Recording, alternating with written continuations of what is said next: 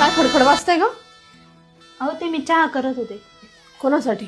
माझ्यासाठीच करत होते. मला विचारलं तू? नाही. आपल्या घरात आहे ना, मला विचारल्याशिवाय काहीच होत नाही. आणि हे तुझ्या बापाचं घर नाही. मनाला वाटेल तेव्हा चहा करायचा, मनाला वाटेल तेव्हा काही पण करायचं. इथं मला विचारल्याशिवाय काहीच नाही करायचं. इथं फक्त 2 वेळा चहा बनतो, एक तर सकाळी बनतो, दुसरं संध्याकाळी. हे माहेर असल्यासारखं वागायचं नाही. काय झालं? मी ना आज किचन मध्ये चहा बनवत होते, तर आई मला म्हणताय हे घर तुझं नाहीये, वाटेल तेव्हा चहा बनवायला. जेव्हा मी माहेरी काही बोलायचे तेव्हा ते बोलायचे तुझ्या लग्नानंतर तुझ्या नवऱ्याचं घर तुझं आहे, तिथं हट्ट करायचे. आता इथं बोलताय हे घर तुझं नाहीये. नेमकं माझं घर कोणतं आहे, सासर की माहेर?